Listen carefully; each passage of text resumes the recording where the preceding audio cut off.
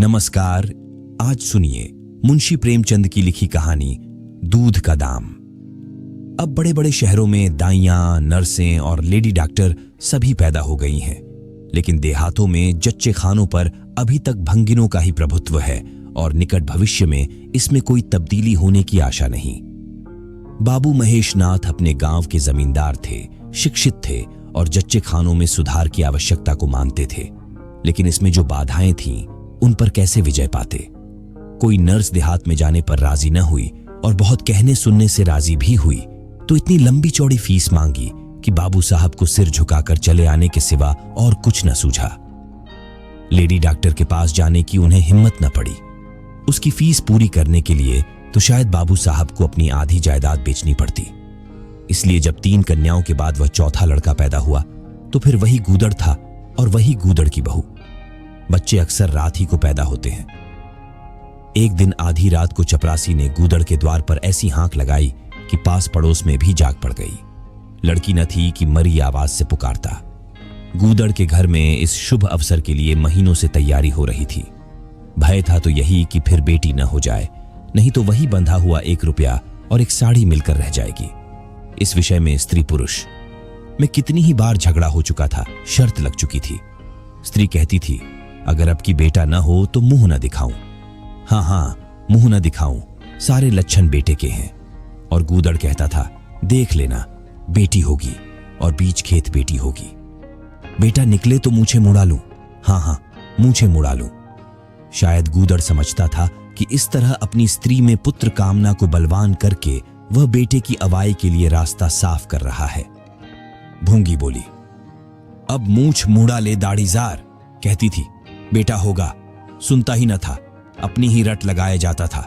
मैं आज तेरी मूछें मूंझूंगी, खूंटी तक तो रखूंगी ही नहीं। गूदड़ ने कहा, अच्छा मूड लेना भली मानस, मूछें क्या फिर निकलेंगी ही नहीं।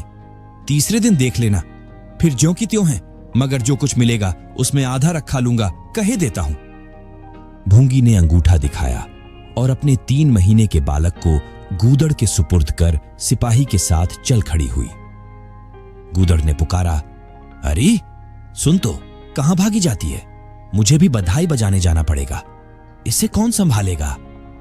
भूंगी ने दूर ही से कहा, इसे वहीं धारती पर सुला देना, मैं आके दूध पिला जाऊंगी। महेशनाथ के यहां अब भी भूंगी की खूब खातिरदारियां होने लगी। सवेरे हरीरा मिलता, दोपहर को पूरियां और हलवा, तीसरे पहर को फिर और रात को फिर, और गूदड़ को भी भरपूर परोसा मिलता था। भूंगी अपने बच्चे को दिन रात में 1-2 बार से ज्यादा न पिला सकती थी। उसके लिए ऊपर के दूध का प्रबंध था। भूंगी का दूध बाबू साहब का भाग्यवान बालक पीता था और यह सिलसिला 12वें दिन भी न बंद हुआ। मालकिन मोटी ताजी देवी थी, पर अब की कुछ ऐसा संयोग कि उन्हें दूध हुआ ही नहीं। तीनों लड़कियों की बार इतने इफरात से दूध होता था कि लड़कियों को बदहजमी हो जाती थी। अब की 1 बूंद नहीं। भूंगी दाई भी थी और दूध पिलाई भी। मालकिन कहती, भूंगी हमारे बच्चे को पाल दे, फिर जब तक तू जिए बैठी खाती रहना। 5 बीघे माफी दिलवा दूंगी, नाती पोते तक चैन करेंगे। और भूंगी का लाडला ऊपर का दूध हजम न कर सकने के कारण बार बार उल्टी करता और दिन दिन दुबला होता जाता था। भूंगी कहती, बहू जी मुंडन में चूड़े लूंगी, कहे देती हूं। बहू जी उत्तर देती, हाँ, चूड़े लेना भाई, धमकाती क्यों है? चांदी के लेगी या सोने के? वाह बहू जी, चांदी के चूड़े पहन के किसे मुंह दिखाऊंगी और किसकी हंसी होगी? अच्छा सोने के लेना भाई, कह तो दिया। और ब्याह में कंठा लूंगी और चौधरी गूदड़ के लिए हाथों के तोड़े। वह भी लेना भगवान, वह दिन तो दिखावे। घर में मालकिन के बाद भूंगी का राज्य था। महरियां, महाराजिन, नौकर चाकर सब उसका रोब मानते थे। यहां तक कि खुद बहूजी भी उससे दब जाती थी। एक बार तो उसने महेशनाथ को भी डांटा था, हंसकर टाल गए। बात चली थी भंगियों की। महेशनाथ ने कहा था, दुनिया में और चाहे जो कुछ हो जाए भंगी भंगी ही रहेंगे, इन्हें आदमी बनाना कठिन है। इस पर भूंगी ने कहा था, मालिक भंगी तो बड़ों बड़ों को आदमी बनाते हैं, उन्हें कोई क्या आदमी बनाए? ये गुस्ताखी करके किसी दूसरे अवसर पर भला भूंगी के सिर के बाल बच सकते थे। लेकिन आज बाबू साहब ठठाकर हंसे और बोले, भूंगी बात बड़े पते की कहती है। भूंगी का शासनकाल साल भर से आगे न चल सका। देवताओं ने बालक के भंगिन का दूध पीने पर आपत्ति की। मोटेराम शास्त्री तो प्रायश्चित्त का प्रस्ताव कर बैठे। दूध तो छुड़ा दिया गया, लेकिन प्रायश्चित्त की बात हंसी में उड़ गई। महेशनाथ ने फटकार कर कहा, प्रायश्चित्त की खूब कही शास्त्री जी। कल तक उसी भंगिन का खून पीकर पला, अब उसमें छूत घुस गई। वाह रे आपका धर्म। शास्त्री जी शिखा फटकार कर बोले, यह सत्य है। वह कल तक भंगिन का रक्त पीकर पला, मांस खाकर पला, यह भी सत्य है। लेकिन कल की बात कल थी, आज की बात आज। जगन्नाथपुरी में छूत अछूत सब एक पंगत में खाते हैं, पर यहां तो नहीं खा सकते। बीमारी में तो हम भी कपड़े पहने खा लेते हैं, खिचड़ी तक खा लेते हैं बाबूजी, लेकिन अच्छे हो जाने पर तो नेम का पालन करना ही पड़ता है। आपद धर्म की बात न्यारी है। तो इसका यह अर्थ है कि धर्म बदलता रहता है, कभी कुछ कभी कुछ। और क्या? राजा का धर्म अलग, प्रजा का धर्म अलग, अमीर का धर्म अलग, गरीब का धर्म अलग। राजे महाराजे जो चाहें खाएं, जिसके साथ चाहें खाएं, जिसके साथ चाहें शादी ब्याह करें, उनके लिए कोई बंधन नहीं। समर्थ पुरुष हैं, बंधन तो मध्य वालों के लिए है। प्रायश्चित्त तो न हुआ, लेकिन भूंगी को गद्दी से उतरना पड़ा। हां, दान दक्षिणा इतनी मिली कि वह अकेले लेना जा सकी और सोने के चूड़े भी मिले। एक की जगह 2 नई सुंदर साड़ियां, मामूली नैनसुख की नहीं, जैसी लड़कियों की बार मिली थी। इसी साल प्लेग ने जोर बांध और गूदड़ पहले ही चपेट में आ गया। भूंगी अकेली रह गई, पर गृहस्थी ज्यों की त्यों चलती रही। लोग ताक लगाए बैठे थे कि भूंगी अब गई। फलां भंगी से बातचीत हुई, फलां चौधरी आए, लेकिन भूंगी न कहीं आई न कहीं गई। यहां तक कि 5 साल बीत गए और उसका बालक मंगल, दुर्बल और सदा रोगी रहने पर भी दौड़ने लगा। सुरेश के सामने पिद्दी सा लगता था। एक दिन भूंगी महेशनाथ के घर का परनाला साफ कर रही थी। महीनों से गलीज जमा हो रहा था, आंगन में पानी भरा रहने लगा था। परनाले में एक लंबा मोटा बांस डालकर जोर से हिला रही थी, पूरा दाहिना हाथ। परनाले के अंदर था कि एकाएक उसने चिल्लाकर हाथ बाहर निकाल लिया और उसी वक्त एक काला सांप परनाले से निकलकर भागा। लोगों ने दौड़कर उसे मार तो डाला, लेकिन भूंगी को न बचा सके। समझे, पानी का सांप है, विषैला न होगा, इसलिए पहले कुछ गफलत की गई। जब विष देह में फैल गया और लहरें आने लगी, तब पता चला कि वह पानी का सांप नहीं, गेहूं वन था। मंगल अब अनाथ था। दिन भर महेश बाबू के द्वार पर मंडराया करता। घर में जूठन इतना बचता था कि ऐसे ऐसे 10-5 बालक पल सकते थे। खाने की कोई कमी न थी। हां, उसे तब बुरा जरूर लगता था जब उसे मिट्टी के कसौरों में ऊपर से खाना दिया जाता था।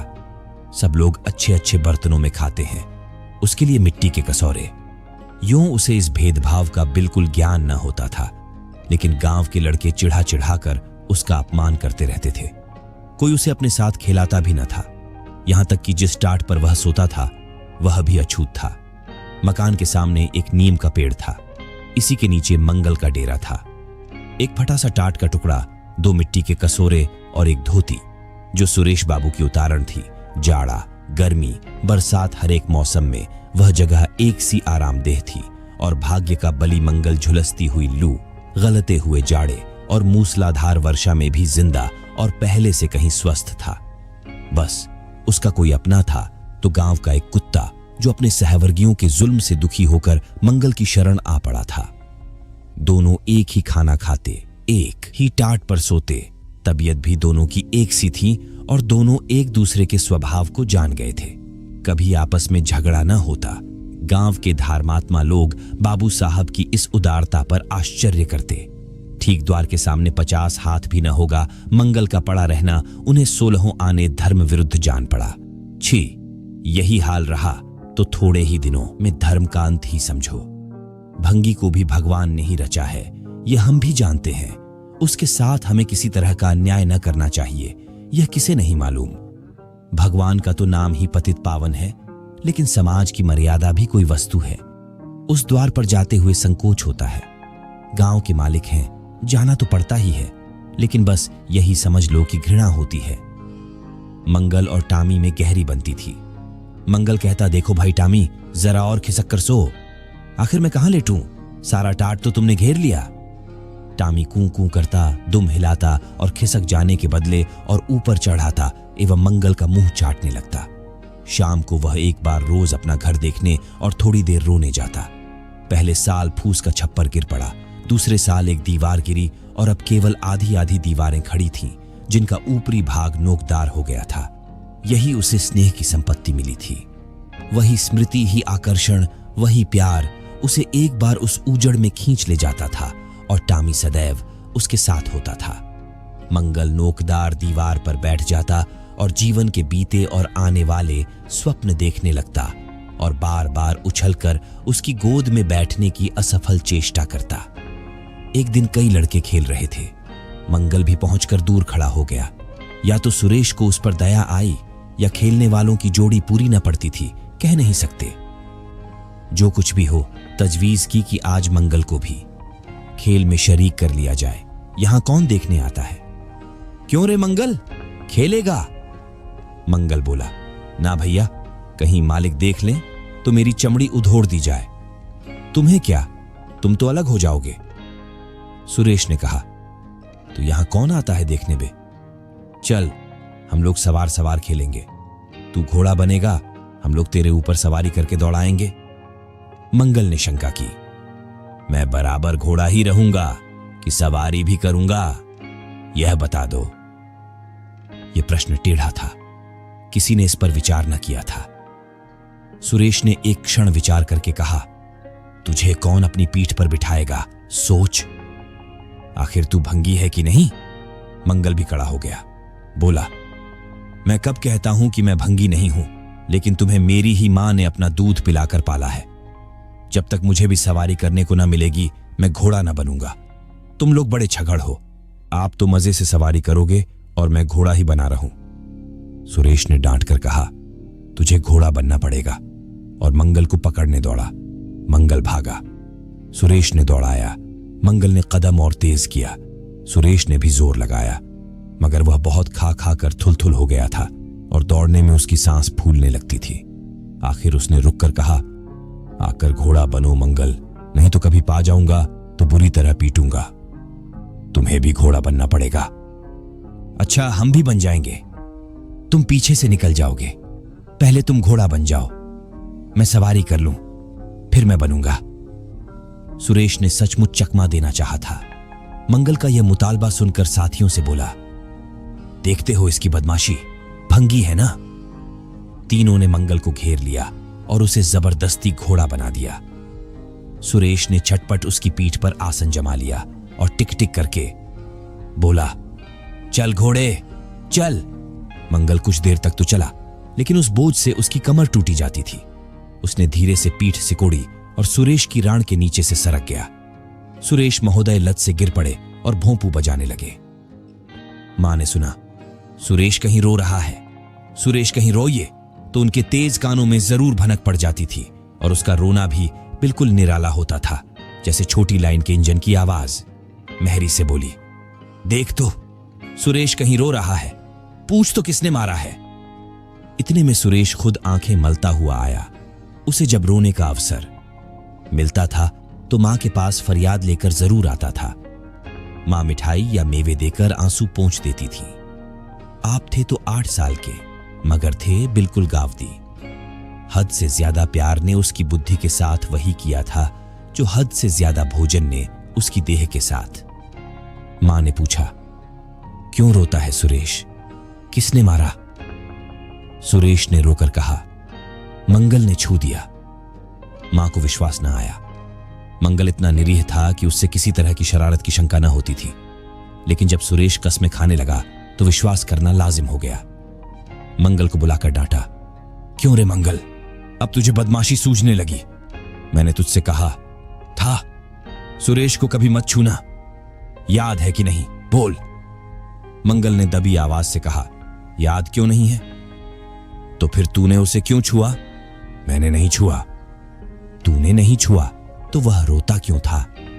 गिर पड़े, इससे रोने लगे। चोरी और सीना जोरी। देवी जी दांत पीस कर रह गई। मारती तो उसी दम स्नान करना पड़ता, छड़ी तो हाथ में लेनी ही पड़ती और छूत का विद्युत प्रवाह इस छड़ी के रास्ते उनकी देह में पैवस्त हो जाता, इसलिए जहां तक गालियां दे सकीं दी और हुक्म दिया कि अभी अभी यहां से निकल जा, फिर जो इस द्वार पर तेरी सूरत नजर आई तो खून ही पी जाऊंगी। मुफ्त की रोटियां खा खा कर शरारत सूझती है आदि। मंगल में गैरत तो क्या थी, हां डर था। चुपके से अपने सकोरे उठाए, टाट का टुकड़ा बगल में दबाया, धोती कंधों पर रखी और रोता हुआ वहां से चल पड़ा। अब वह यहां कभी ना आएगा, यही तो होगा कि भूखों मर जाएगा। क्या हरज है, इस तरह जीने से फायदा ही क्या। गांव में उसके लिए और कहां ठिकाना था। भंगी को कौन पनाह देता। उसी खंडहर की ओर चला जहां भले दिनों की स्मृतियां उसके आंसू पहुंच सकती थीं, और खूब फूट फूट कर रोया। उसी क्षण टामी भी उसे ढूंढता हुआ पहुंचा और दोनों फिर अपनी व्यथा भूल गए। लेकिन ज्यों ज्यों दिन का प्रकाश क्षीण होता जाता था, मंगल की ग्लानि भी क्षीण होती जाती थी। बचपन को बेचैन करने वाली भूख देह का रक्त पी पी कर और भी बलवान होती जाती थी।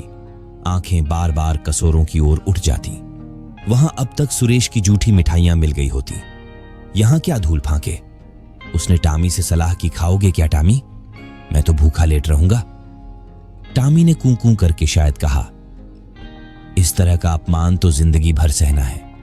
यूं हिम्मत हारोगे तो कैसे काम चलेगा। मुझे देखो ना कभी। किसी ने डंडा मारा, चिल्ला उठा, फिर जरा देर बाद दुम हिलाता हुआ उसके पास जा पहुंचा। हम तुम दोनों इसीलिए बने हैं भाई, मंगल ने कहा। तो तुम जाओ, जो कुछ मिले खा लो, मेरी परवाह न करो। टामी ने अपनी श्वान भाषा में कहा, अकेला नहीं जाता, तुम्हें साथ लेकर चलूंगा। मैं नहीं जाता। तो मैं भी नहीं जाता। भूखों मर जाओगे। तो क्या तुम जीते रहोगे। मेरा कौन बैठा है जो रोएगा। यहां भी वही हाल है भाई। क्वार में जिस कुतिया से प्रेम किया था उसने बेवफाई की और अब कल्लू के साथ है। खैरियत यही हुई कि अपने बच्चे लेती गई, नहीं तो मेरी जान गाढ़े में पड़ जाती। 5-5 बच्चों को कौन पालता। एक क्षण के बाद भूख ने एक दूसरी युक्ति सोच निकाली। मालकिन हमें खोज रही होंगी क्या टामी है। और क्या, बाबूजी और सुरेश खा चुके होंगे। कहार ने उनकी थाली से जूठन निकाल लिया होगा और हमें पुकार रहा होगा। बाबूजी और सुरेश दोनों की थालियों में घी खूब रहता है और वह मीठी मीठी चीज लाई। सबका सब घूरे पर डाल दिया जाएगा।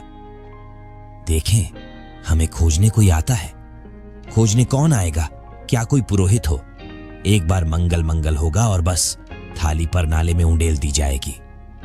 अच्छा तो चलो चले, मगर मैं छिपा रहूंगा। अगर किसी ने मेरा नाम लेकर ना पुकारा तो मैं लौट आऊंगा, ये समझ लो। दोनों वहां से निकले और आकर महेशनाथ के द्वार पर अंधेरे में दबक कर खड़े हो गए। मगर टामी को सब्र कहां। वह धीरे से अंदर घुस गया। देखा महेशनाथ और सुरेश थाली पर बैठ गए हैं। बरोठे में धीरे से बैठ गया, मगर डर रहा था कि कोई डंडा न मार दे। नौकर में बातचीत हो रही थी। एक ने कहा, आज मंगलवा नहीं दिखाई देता, मालकिन ने डांटा था, इससे भागा है साइत। दूसरे ने जवाब दिया, अच्छा हुआ निकाल दिया गया। सवेरे सवेरे भंगी का मुंह देखना पड़ता था। मंगल और अंधेरे में खिसक गया। आशा गहरे जल में डूब गई। महेशनाथ थाली से उठ गए। नौकर हाथ ढुला रहा है। अब हुक्का पिएंगे और सोएंगे। सुरेश अपनी मां के पास बैठा कोई कहा, नी सुनता सुनता, सो जाएगा। गरीब मंगल की किसे चिंता है। इतनी देर हो गई, किसी ने भूल से भी न पुकारा। कुछ देर तक वह निराश सा वहां खड़ा रहा। फिर एक लंबी सांस खींचकर जाना ही चाहता था कि कहार पत्तल में थाली का जूठन ले जाता नजर आया। मंगल अंधेरे से निकलकर प्रकाश में आ गया। अब मन को कैसे रोके। कहार ने कहा, अरे तू यहां था, हमने समझा कि कहीं चला गया। ले खा ले, मैं फेंकने ले जा रहा था। मंगल ने दीनता से कहा, मैं तो बड़ी देर से यहां खड़ा था। तो बोला, क्यों नहीं हैं? मारे डर के। अच्छा ले खा ले। उसने पत्तल को ऊपर उठाकर मंगल के फैले हुए हाथों में डाल दिया। मंगल ने उसकी ओर ऐसी आंखों से देखा जिसमें दीन कृतज्ञता भरी हुई थी। टामी भी अंदर से निकल आया था। दोनों वहीं नीम के नीचे पत्तल में खाने लगे। मंगल ने एक हाथ से टामी का सिर सहलाकर कहा, देखा पेट की आग ऐसी होती है। ये लात की मारी हुई रोटियां भी न मिलती तो क्या करते। टामी ने दुम हिला दी। सुरेश को अम्मा ने पाला था। टामी ने फिर दुम हिलाई। लोग कहते हैं दूध का दाम कोई नहीं चुका सकता और मुझे दूध का यह दाम मिल रहा है। टामी ने फिर दुम हिलाई।